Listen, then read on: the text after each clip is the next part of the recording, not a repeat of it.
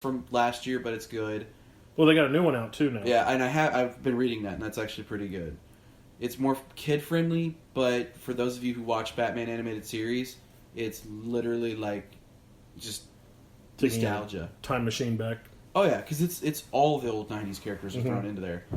Anyways, so I have Power Rangers, Midnight Apollo, the Batman TMNT, All Star Batman, and then number 5's. Probably Power Rangers Pink. To be honest, that was good. So you got 2 Power Rangers books in your top 5. Yeah. You must have a lonely ass childhood. I lived on a farm. Leave me alone. No, I didn't have a love childhood, but I did. Oh Jesus!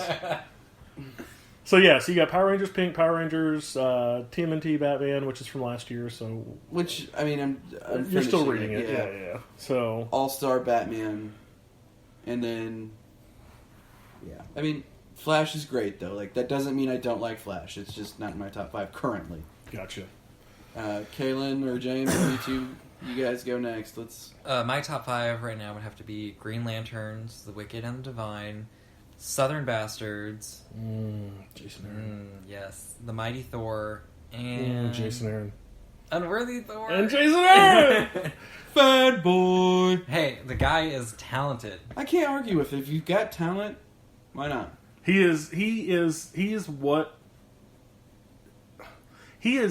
could be Marvel's Jeff Johns. If Marvel were to hand the reins over to Jason Aaron from Brian Bendis for sure, why not? That's who has the reins right I now. know, but why not? Maybe, I don't know, Jason Aaron, it might be a little too intense for the audience we're trying to get, because they really are pandering for the youth vote, is all I can really say. God, but they don't like need Unstoppable Wasp, like that's about a teenager. It's not like Hope Van Dien from the movie. Like it's not like the first Wasp, but this is a new one. The direction that they're going, man. You know, the new Hulk book was really good. The one, I mean, it just has one issue and stuff, and it's really good. And it doesn't appear to be catering towards that. Yeah. Because I mean, she's a lawyer. She's not green anymore. She's not 7 foot tall, whatever. But it's good. What is she? Just a human again? Or? Yeah. But you see at the end of the first issue, like you see the green veins start popping, like, you know, how Banner used to change. And the series is supposed to, from what I've heard, that's supposed to talk more about kind of PTSD from the events of Civil War II. Yep. And Hawkeye killing Banner. Yeah, which was a big surprise for me to find that out, because I really like Hawkeye. But anyways, so James, your top 5, or Kalen, you finished yours. James, your top 5. Detective. The Rebirth Detective stuff is okay. Well, I'm actually going to do mine in order because I can. Go for it. All right, so we're going to do number 5. I would say Detective. Number 4 would be Red Hood and the Outlaws. Number 3, I would say Unworthy Thor. Number 2 would be Reborn. You had Reborn up there in your top 3. So yeah. So number 2 would be Reborn, and then number 1 right now. Oh, is it Deathstroke? No, it's not Deathstroke. Wait, what were your others, real quick? You have Reborn as number 2. God, you asked me to repeat it now? No, you go ahead. What's Detective, Red Hood and the Outlaws, Reborn. What did I say? Unworthy Thor, and then I really want to put Moon Knight in there, but I'm not up to date on Moon Knight. Also, it's still good. If you still like it. Moon Knight is in there, man. It has to be. I mean, I'm not up to date on. So number 1 for Moon Knight. Yeah, it's got to be, man. There's nothing wrong with that. I mean, and as a DC fanboy, it really kind of hurts to say that, but it is. It's that good. And it's sad to think that Marvel has those gems, and I feel like they're not advertising them. Not as much because they keep on putting out Riri Williams and Amadeus Cho and champions, like you said.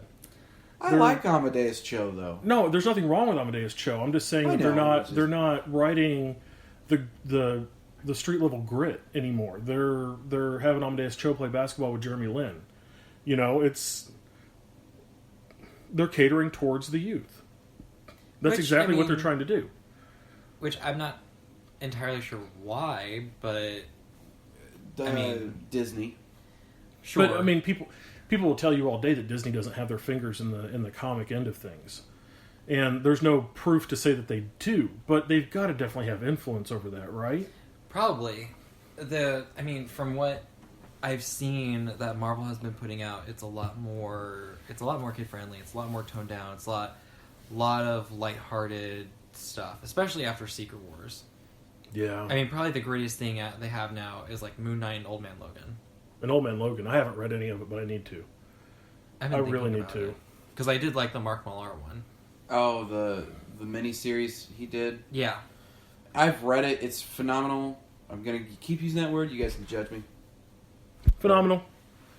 But I honestly, Old Man Logan, the Mark Millar run on that, like, if you want someone that can do in-your-face grit that's just not like unrelenting torture, but It's pretty well done. yeah, it's bleak. Like, you really kind of don't get hope Mark Millar should get. Well, I know the story arc. I mean, I watched Yeah. a couple of different videos on Well, and he's what it responsible was, for but- the first Civil War, and that's honestly, in my opinion, probably why it was so good.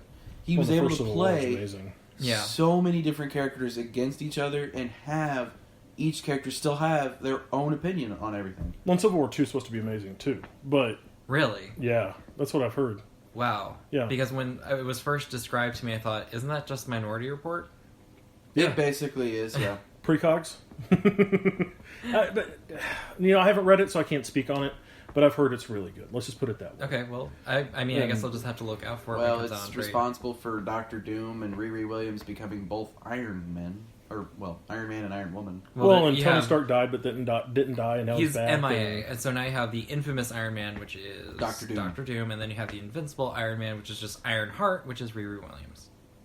Yeah. And that's not to say that we have a problem with Riri Williams as a character or anything. We Here's just my feel issue, like is that now they're making everybody women or minority, which I don't have a problem with. I'm all for inclusion, but is it genuine? Like, and that's one thing I see with DC is that they really make these genuine characters, like Batwoman, who is a lesbian. Like, she is firmly cemented into DC now. She's not going anywhere. But how They dedicated a 6-shot to Midnighter. Exactly. About saving his boyfriend from hell. Yeah. And so, that's true. like, how long is Riri Williams going to stick around? She's not going to replace Tony Stark forever. Like, you think, like, 6 months later he's going to come back and then she's just going to, like, peter into the background? Like, what purpose does introducing these characters just to rewrite or to retcon this stuff later, if they decide to do that? Or is this the direction that Marvel's going? Well, and that's how a lot of people felt with Miles Morales, and he ended up becoming a fan favorite. A lot of people really like him. And I'll say it again. Spider-Man Homecoming, starring Peter Parker, a Miles Morales story. Yeah. That's what it is. Yeah. And I happen to really like Miles, though. I think so he's do a great character. Yeah. But, I mean, what are the odds that any of these people they're bringing in are going to be, like, the next Miles Morales? That's true. Because Kamala Khan. Kamala Khan's here to stay, I think. Yeah, no, I think Marvel so. got something right with Kamala Khan. With Miss Marvel, Yeah. Like, and it's kind of cool. She's just such a lovable character. Well, she interacts with Miles a lot, and that's actually... And it's high school again. Yeah, but it is, but Kamala Khan is a much-needed character for Marvel. I mean, because there really aren't that a lot of, like, Muslim superheroes. No. There aren't many. The only other one I know of is Simon Baz from Green Lanterns. Yeah. And I think that's kind of great because a lot of, like, little Muslim girls who are interested in stuff like this can look up to Kamala and see how... I think any girl can great look she up to is. Kamala. Well, sure. True. But, then it's more of... It's like with me and Midnighter. Like, I see... Of course I can relate to other superheroes, but to see, like, a gay superhero, you're like, yes! Yeah. This is awesome! And he's not only, like... It's not that they're, like...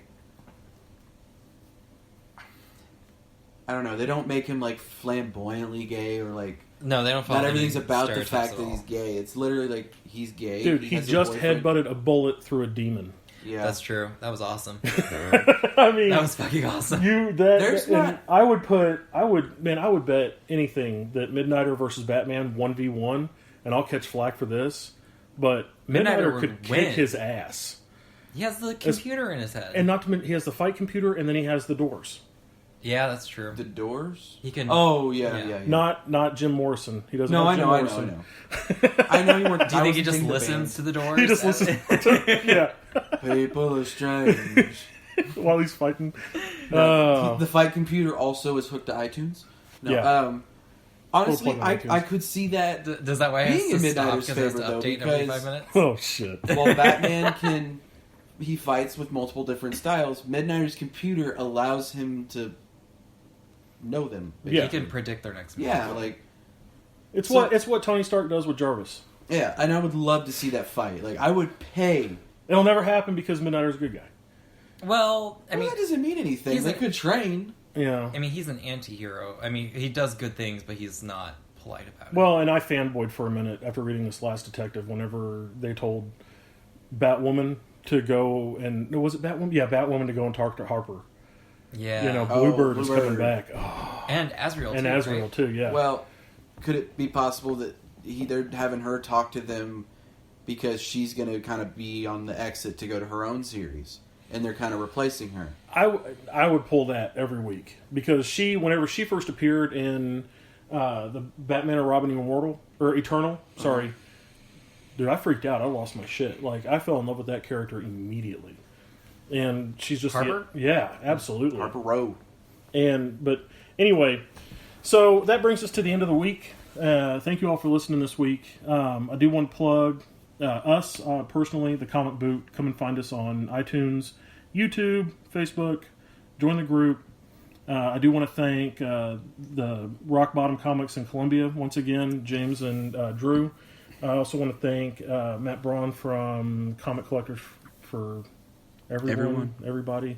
I don't know. that's what it is, yeah. Find him on Facebook and like his group. It's Maybe good. you should remember his name next time. I remember his name. I can't remember the name of the group. Real quick, for you Android users, definitely look us up. It's Podcast Republic is the app. Download it. It's free off Google Play. You can search Comic Boot. It'll pull us up. You can thank James's friends as Mahir. Maher. Sorry, pronounced his name wrong. I apologize, Mahir, if you're listening to this. You can thank him for getting us on that for you Android users to use. And as always, I'm Cody. I'm Kalen. I'm James. Join us next week whenever we talk about Netflix shows, and somebody's still got to watch Luke Cage. Yeah, quit judging. Bye. Bye.